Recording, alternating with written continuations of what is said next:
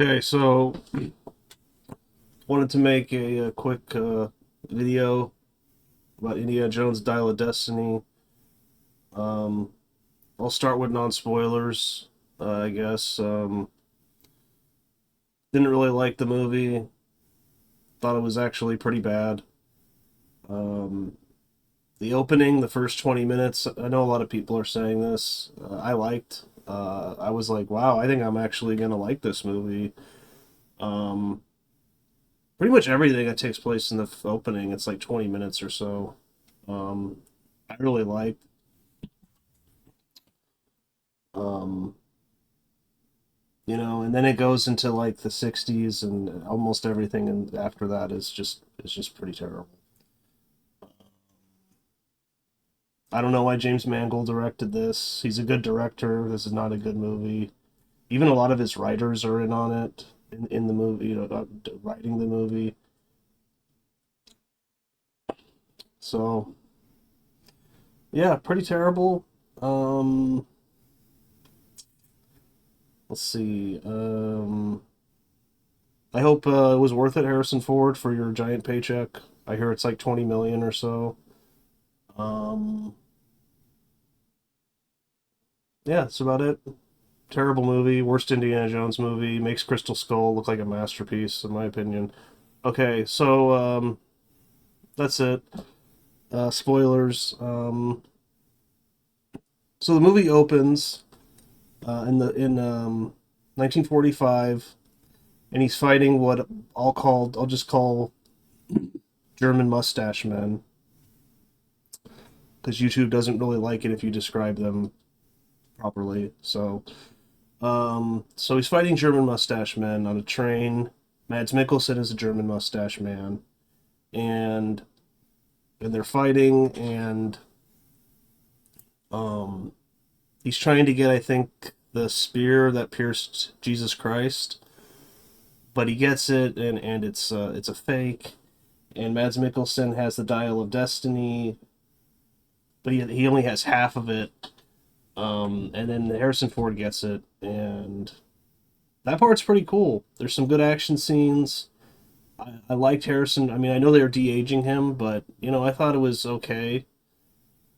I mean, not great. You can always tell it's fake, but um, there was a good scene where he like puts on the uniform of a German mustache man, and then he's acting like he's eating food, and he's trying to kind of be incognito. I liked all that.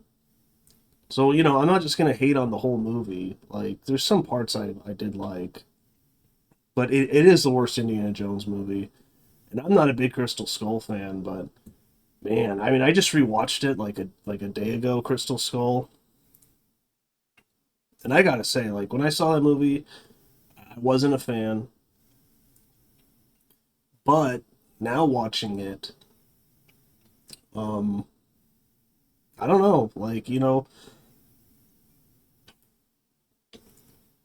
don't insult the character of Indiana Jones.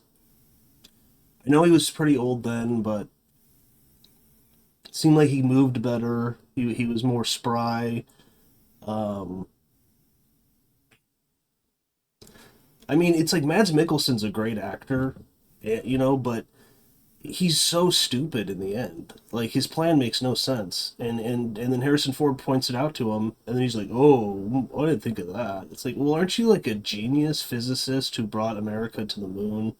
So that's another thing. Mads Mikkelsen, he's part of the Nazi scientists which America brought over to help our scientific endeavors against the Soviets. Soviets brought over some scientists too. After the end of the war, brought over German mustache men, and which was a real thing. It was called Operation Paperclip. I don't think they mentioned that name in the movie, but I thought that was kind of cool. Like, to kind of play off that because that was a real thing. So, give the movie that. That's kind of cool. Um, So, anyways, he's about to. Once they get into the 60s, he's about to retire. He seems very old and tired, and and then you're introduced to the worst part of this movie, which I'm sorry is Phoebe Waller-Bridge. Like she's just annoying. Like she's annoying. She's loud. She's just always yelling at Indiana Jones, bossing him around, insulting him. I mean, and also I'm pretty sure she's a psychopath. Like she's like a total psychopath. Like I mean, she does she hate Indiana Jones? I don't even get it. Like at some points in the movie, and obviously we're into spoilers now, but it's total spoilers. So this is like the first like 30 minutes. So this movie's like 220 over 220. It's the longest Indiana Jones movie. It's incredible. It's the longest one. And what does it do? It's a terrible movie. So she's in the bar. She was in his class answering all the questions. Everyone else in the class isn't paying attention. They're all sleeping. Like they don't care what this world famous archaeologist is saying. Like it's like they don't care. They're just like whatever. Like go away. Like he's and so anyways, and then he retires, and they give him this cheap watch kind of thing, and I thought that was kind of funny, and then he just gives it to like a homeless person. I thought that was kind of funny. There is a couple good scenes with Harrison. So anyways, so he's in a bar, he's drinking, which he was just retired, so he's kind of celebrating, and although they do open, I think him going to work by getting a cup of coffee and pouring alcohol in it. So I guess he's an alcoholic. I mean, if you start your day with a cup of coffee and like a couple shots of whiskey in your coffee, I think you're an alcoholic. But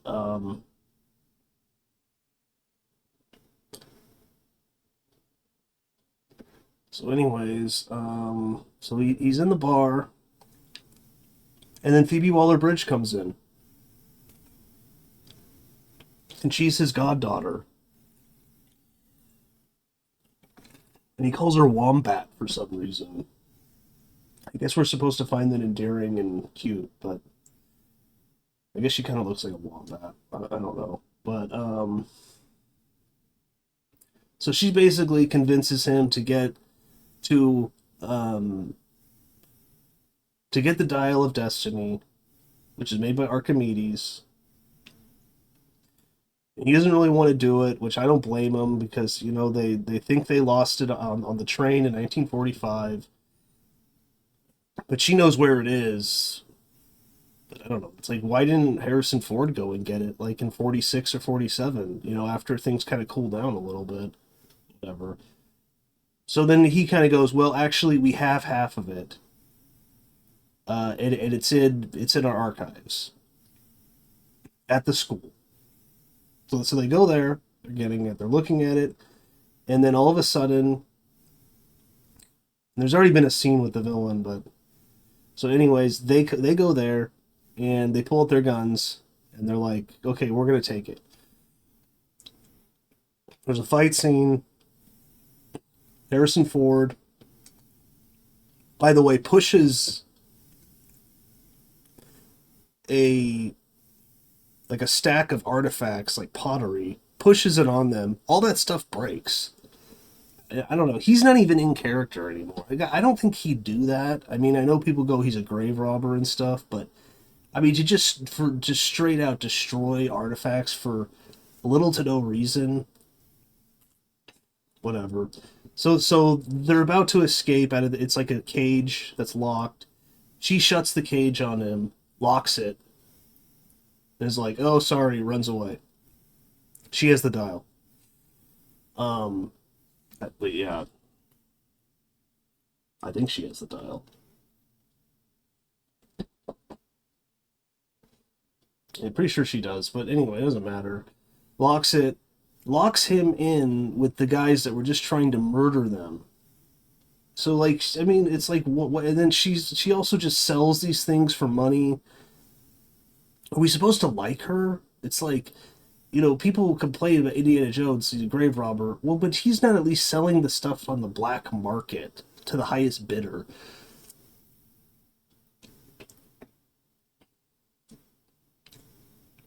She locks him in there with like murderers. They've already killed a couple people, which he gets blamed for, Indiana. So, um, so yeah, and then I mean, it's like I don't know. She does this a couple times. She's like a total psycho, like legitimately. Like it's like, why do you hate him so much? Like I don't know. It's like he says that he's your godfather. He was really good friends with your father, who's now dead. So, anyways, I'm not going to go through the whole plot, but and then she's in like Morocco or something, and they're selling, and she's trying to sell some of this stuff, and she basically has a short round two named Teddy, who is in a bar with a drunk pilot who's teaching him to fly like almost like on chopsticks, and then I'm like, watch later, that character is going to fly a plane with no training, basically little to no training.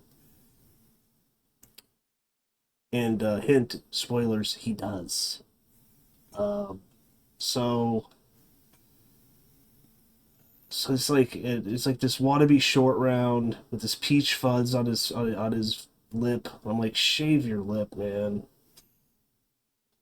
Anyways, so yeah, and then he gets there too, and he's like, no, don't sell that, and then he starts whipping everyone, and then they all pull their guns on him, and he's like, "Oh," like some idiot old fool. Multiple times that happens in this movie. I mean, this is just an insult to Indiana Jones and his legacy. Um, like I said, at least in Crystal Skull, I feel like they're not insulting the character. I'm not a massive Shia LaBeouf fan, but I don't know. At least he has a son. In this, his son gets killed in Vietnam off screen. We never even see Shia LaBeouf. And there's one good scene with Harrison Ford where she's like, "Well, why do you want to go back in time or something?" And he's like, "Well, what would you do?" And he's like, convinced my son not to join the army and go to Vietnam." And then she's like, "Why?" And he's like, "Because that would save his life." I was like, "Okay, that's a pretty good scene." Um, but she's just terrible, Phoebe Waller-Bridge. I'm sorry. Like, she has this weird thing on her head. I guess it's a birthmark. I thought it was like part of the plot, like revealed that she's sick or something, but no, it's just a weird birthmark she has on her head, and I don't know. I seriously thought she had like a disease or something, but whatever. No, it's just this weird birthmark.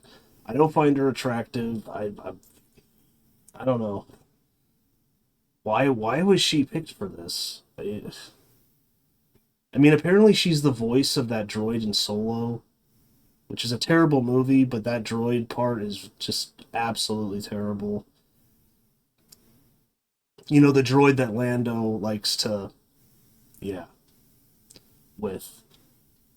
Thank you for that, by the way, Disney Star Wars. Thank you for that. That I know that Lando likes to do that with basically giant toasters. Yeah, thank you. Anyways, so yeah, and they're fighting, and then there's a chase scene, and Phoebe Waller-Bridge's ex-boyfriend's really angry at her for some reason. Didn't quite understand why. Um, and there's kind of a chase scene with these two little tiny cars, and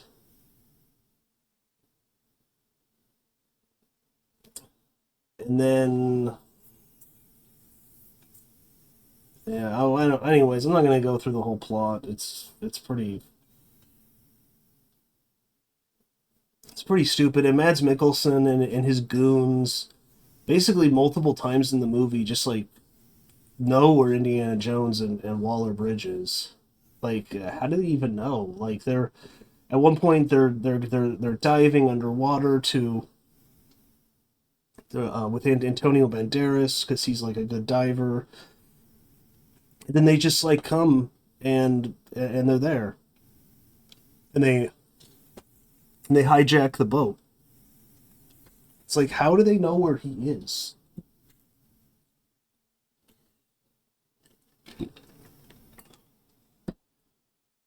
So,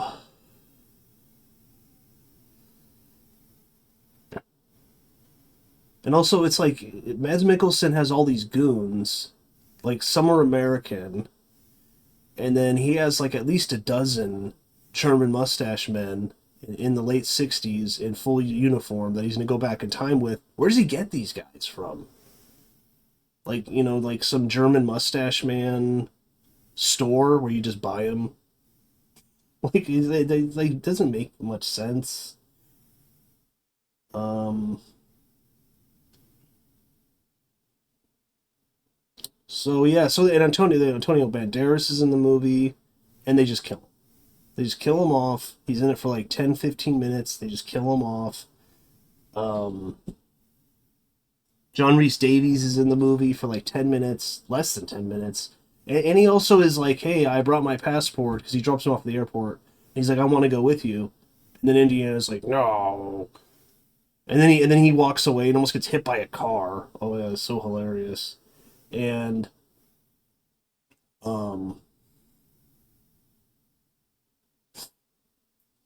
and it's just like, why not bring John? I mean, it's like, and he looks pretty old, and but like whatever. So does Harrison Ford. Why not bring him with him? And it'd be a better movie, in my opinion. And then get rid of Phoebe Waller-Bridge's character and have it John Rhys Davies and Harrison Ford. And I've heard some people say bring back Short Round too. That could have been interesting. And maybe, but it's a totally other movie. But maybe Short Round and Shia LaBeouf are going to get something, and they have some troubles. So then him and John Rhys Davies have to come in and help them. Way better movie right there. Um, I thought Shawnette Renee Wilson was actually pretty good. She's like I think she's FBI, or I don't really understand what she's doing though, because she's just like letting Mads Mikkelsen collect these artifacts. But I guess they think that they're just artifacts, so they don't really care. And then that she's just letting him kill people, American citizens on American soil, which I don't think that was part of Operation Paperclip. I mean, it could be wrong, but I don't know. Anyways, Toby Jones is in it in the beginning. He's okay. He always kind of plays the same kind of character. Um,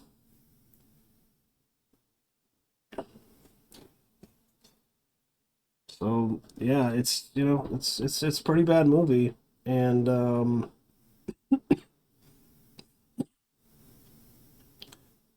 then they get the Dial of Destiny, and they put it back all together, and of course Harrison Ford gets captured by Mads Mikkelsen,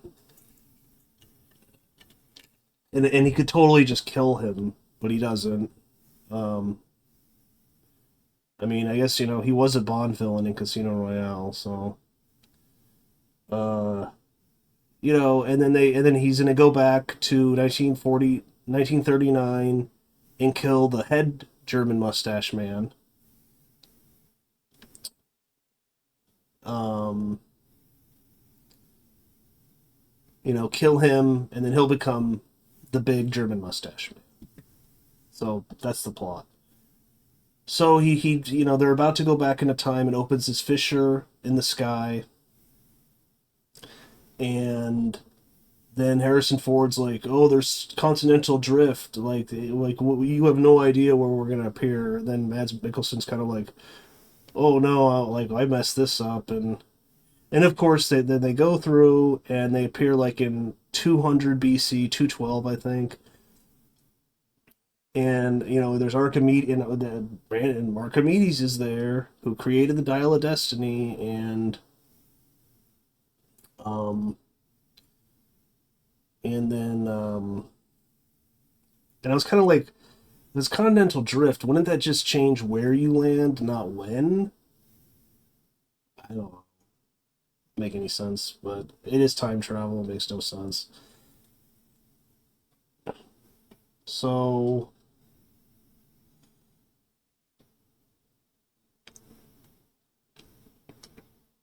yeah, and you also find out that his wife Marion left him after they got married in Crystal Skull. She just leaves him because she's angry that their son is dead in Vietnam, even though he was against the war and against him joining. So why are you angry at him? But they say he did it just to piss him off. So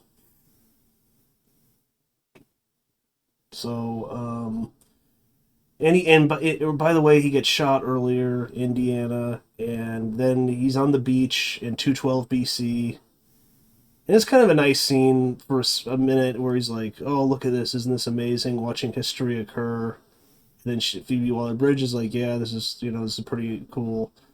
But then he's just like, "Leave me here, like to die, basically." And it's like he knows he's gonna die. They have like almost no medicine, little to none, no antibiotics. I mean, you're dead.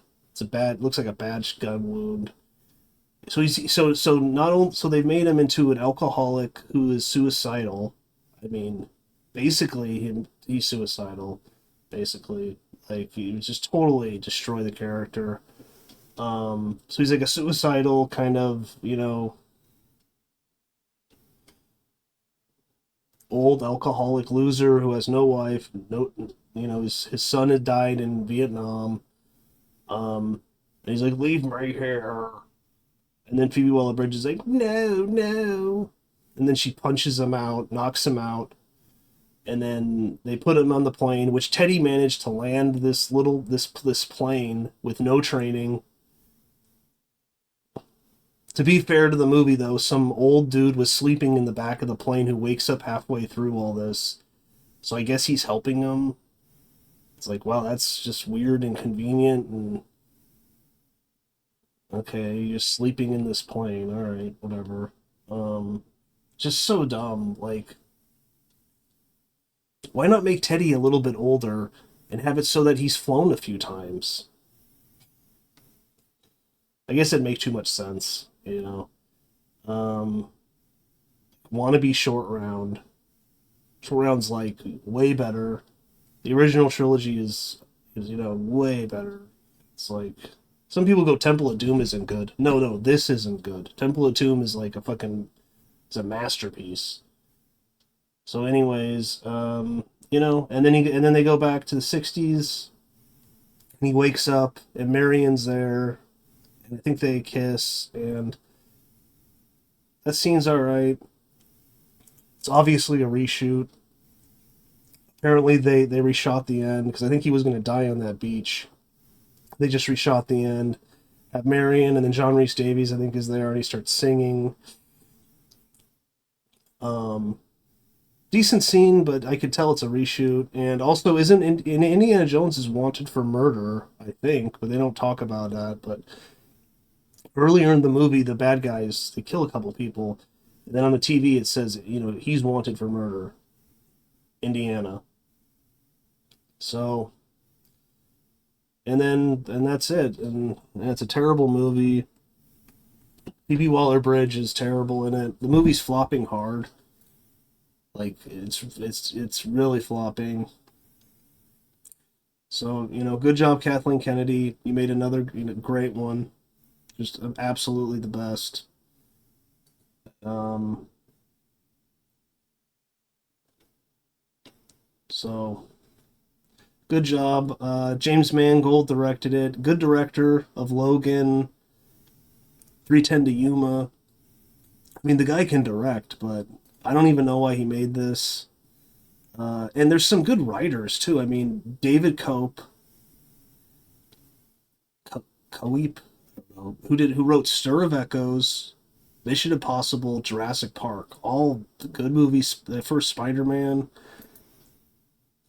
um, and then you kind of have James Mangold's two guys who wrote Ford v Ferrari, then Edge of Tomorrow, Black Mass. I mean, I like all those movies.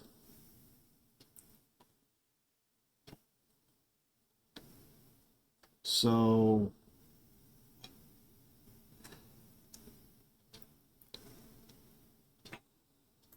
I don't know. Didn't write a good one this time though.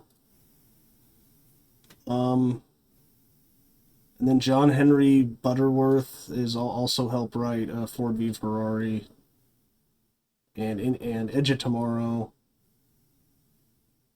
Maybe Tom Cruise should have been in this. I mean, I don't know. Probably would have been better.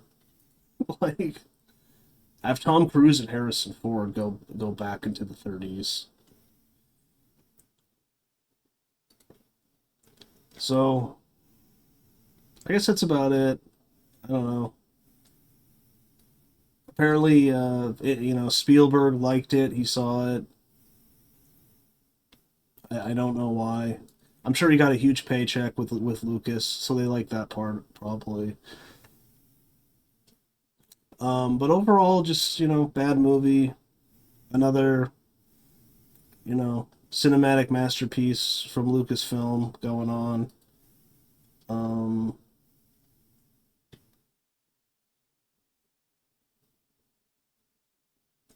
let's see, so it made about 60 million. Its opening, huge flop. I mean that's shocking to me. I thought the trailers were kind of bad, but I was like, it's gonna make like 100 million or 110. Nope. So I mean, I like the poster. There's some good art. Like that poster, I thought pretty good.